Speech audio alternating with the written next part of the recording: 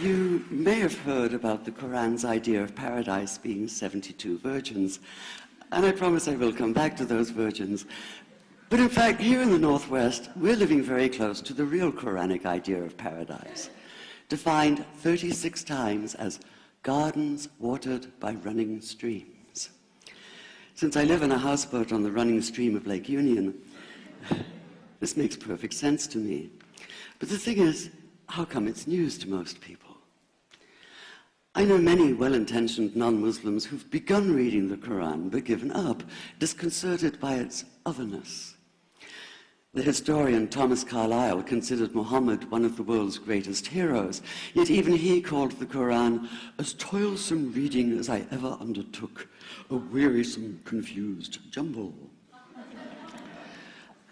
Part of the problem, I think, is that we imagine that the Quran can be read as we usually read a book, as though we can curl up with it on a rainy afternoon with a bowl of popcorn within reach, as though God, and the Quran is entirely in the voice of God speaking to Muhammad, were just another author on the bestseller list.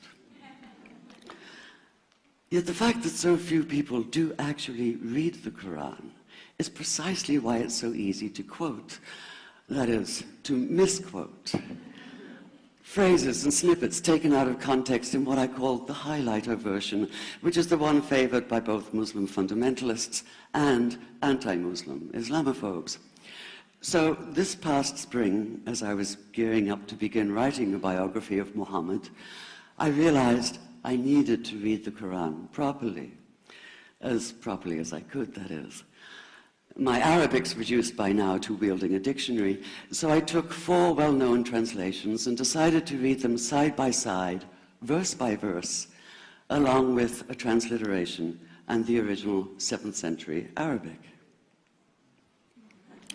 Now, I did have an advantage.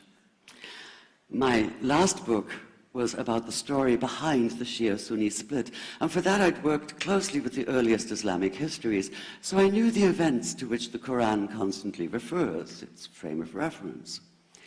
I knew enough, that is, to know that I'd be a tourist in the Quran, an informed one, an experienced one even, but still an outsider, an agnostic Jew reading someone else's holy book.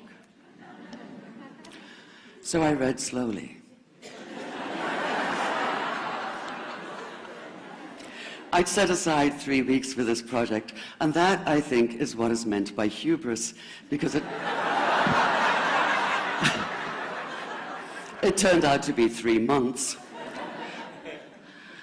I did resist the temptation to skip to the back where the shorter and more clearly mystical chapters are, but every time I thought I was beginning to get a handle on the Quran, that feeling of, I get it now, it'd slip away overnight, and I'd come back in the morning wondering if I wasn't lost in a strange land.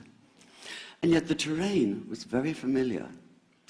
The Quran declares that it comes to renew the message of the Torah and the Gospels, so 1/3 of it reprises the stories of biblical figures like Abraham, Moses, Joseph, Mary, Jesus.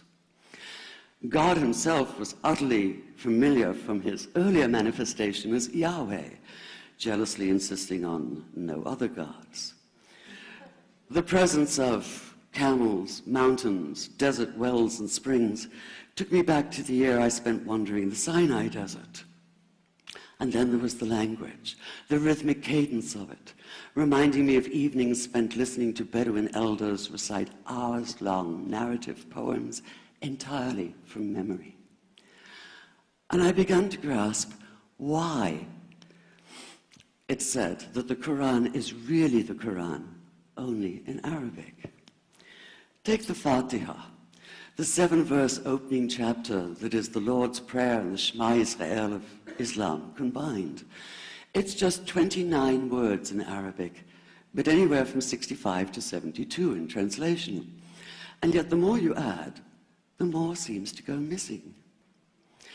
The Arabic has an incantatory, almost hypnotic quality that begs to be heard rather than read, felt more than analyzed.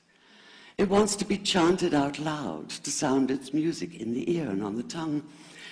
So the Quran in English is a kind of shadow of itself, or as Arthur Arbery called his version, an interpretation. But all is not lost in translation. As the Quran promises, patience is rewarded, and there are many surprises. A degree of environmental awareness, for instance, and of humans as mere stewards of God's creation, unmatched in the Bible. And where the Bible is addressed exclusively to men, using the second and third person masculine, the Quran includes women, talking, for instance, of believing men and believing women, honorable men and honorable women. Or take the infamous verse about killing the unbelievers.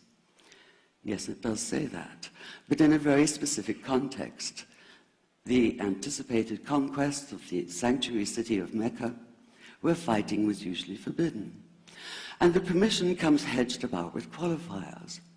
Not you must kill unbelievers in Mecca, but you can, you are allowed to, but only after a grace period is over. And only if there's no other pact in place. And only if they try to stop you getting to the Kaaba. And only if they attack you first. And even then, God is merciful, forgiveness is supreme, and so, essentially, better if you don't. This was perhaps the biggest surprise. How flexible the Quran is, at least in minds that are not fundamentally inflexible. Some of these verses are definite in meaning, it says, and others are ambiguous. The perverse at heart will seek out the ambiguities, trying to create discord by pinning down meanings of their own. Only God knows the true meaning. The phrase, God is subtle, appears again and again. And indeed, the whole of the Quran is far more subtle than most of us have been led to believe, as in, for instance, that little matter of virgins and paradise.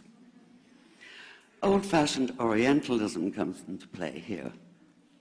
The word used 4 times is huris, rendered as dark-eyed maidens with swelling breasts, or as fair, high-bosomed virgins.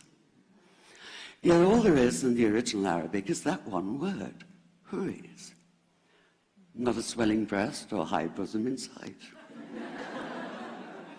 Now, this may be a way of saying pure beings, like in angels, or it may be like the Greek kos, or koi, an eternal youth. But the truth is, nobody really knows, and that's the point. Because the Quran is quite clear when it says that you will be a new creation in paradise, and that you will be recreated in a form unknown to you, which seems to me a far more appealing prospect than a virgin.